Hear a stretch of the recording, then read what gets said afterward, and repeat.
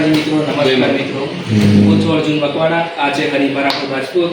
તો મિત્રો, આજે આપણે જણાવવાના છીએ આ બ્લોગની અંદર કે આપણા ગુજરાતના જાણીતા એવા જૂના કલાકાર આપણી સામે મારા ઘરે પધારી રહ્યા છે. તો મિત્રો, હજી આવવામાં તેમને થોડોક સમય છે, તો એટલે હું તમને આ જણાવવા માગું છું કે તમે પણ જોશો કે આપણી આ સરપ્રાઈઝ શું છે. અને તે સરપ્રાઈઝ તો અત્યારે હાલ હું કહેવાનો જ છું, પણ એનું જે થોડીક માહિતી છે તમે આ બાજુ જોઈ શકો છો કે આપણે આ જે રતનસિંહ વાઘેલા છે, જેમની આ આરતી તો મિત્રો તમે સાંભળી હશે. તો આપણે આજે તમને આ બ્લોગની અંદર તમને હું રતનસિંહ વાઘેલાથી મુલાકાત કરાવીશ અને અમે વાતચીત કરીશું. તે વાતચીતની અંદર તમને ઘણી બધી પણ માહિતી જોવા મળશે અને તમને મજા પણ આવશે. બરાબર, તો ભણશું તે આવે તારે.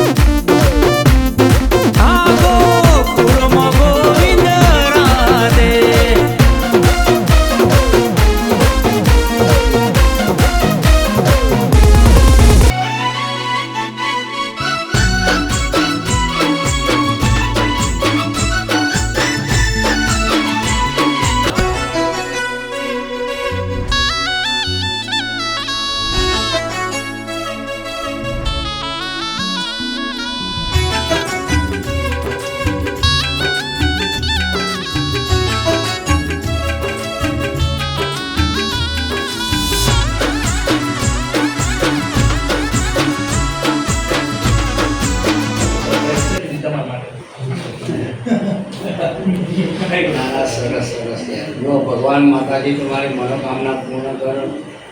આપણે તો એ જ આશા રાખીએ. દરેકનું સારું કરો. જેટલા વધુ કરતું હોય તો મારું કરજે. ચાલશે. જય માતાજી મિત્રો, આ છે આપણા ગુજરાતનું ઘરેણું એવા લોક ગાયક રતનસિંહ વાઘેલા બાબુ. આજે સોનાસન મુકામે અર્જુનસિંહના ત્યાં પધાર્યા છે. ખૂબ ખૂબ અહોભાગ્ય અને ધન્યવાદ.